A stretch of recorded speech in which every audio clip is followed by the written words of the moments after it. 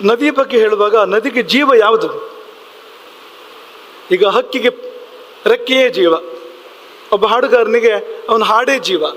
ಹಾಗೆ ಈ ನದಿಗೆ ಜೀವ ಯಾವುದು ಅಂದರೆ ನದಿಗೆ ಹರಿವೆಯೇ ಜೀವವಂತೆ. ಆ ನದಿ ಅಂತ ಕರ್ಸ್ಕೊಳ್ಳೋದು ಯಾವಾಗ ಅಂದರೆ ಅದು ನಿರರ್ಗಳವಾಗಿ ಹರಿಬೇಕದು, ಸಮುದ್ರ ಪರ್ಯಂತವಾಗಿ ನಿರ್ಬಾಧವಾಗಿ ಹರಿಬೇಕು. ಆ ಹರಿವೇ ಅದರ ಶುದ್ಧಿ ಅಂತ. ಈಗ ನಾವು ನದಿಯಲ್ಲಿ ಮಿಂದು ಶುದ್ಧ ಆಗ್ತೇವೆ, ನದಿ ಹೇಗೆ ಶುದ್ಧ ಆಗ್ತದೆ ಅಂದರೆ ಅದಕ್ಕೆ ನಮ್ಮ ಸಂಸ್ಕೃತಿ ಕೊಟ್ಟ ಉತ್ತರ ನದಿ ವೇಗೇನ ಶುದ್ಧತಿ, ನದಿಯು ಹರಿವಿನ ಮೂಲಕ ಶುದ್ಧ ಆಗ್ತದೆ ಅಂತ. ಈ ಹರಿವಿಗೆ ತೊಂದರೆ ಕೊಟ್ಟಾಗ ಆ ತಾಯಿಯ ಕತ್ತು ಹಿಸುಕದಂತೆ ಅದು ಅಂತ ಮಾಡಬಾರ್ದು ಅದನ್ನು ಅಂತ, ಅದೇ ಕಾರಣಕ್ಕೂ ಅಂತ. ಆದರೆ ಈ ಯೋಜನೆ ಹೇಗಿದೆ ಅಂದರೆ ಆ ನದಿಗೆ ಹರಿಯುವ ಹಕ್ಕಿದೆ, ನಮಗೆ ನಿಲ್ಲಿಸೋ ಹಕ್ಕಿಲ್ಲ ಅನ್ನೋದು ಹೇಗೂ ಆಯಿತು.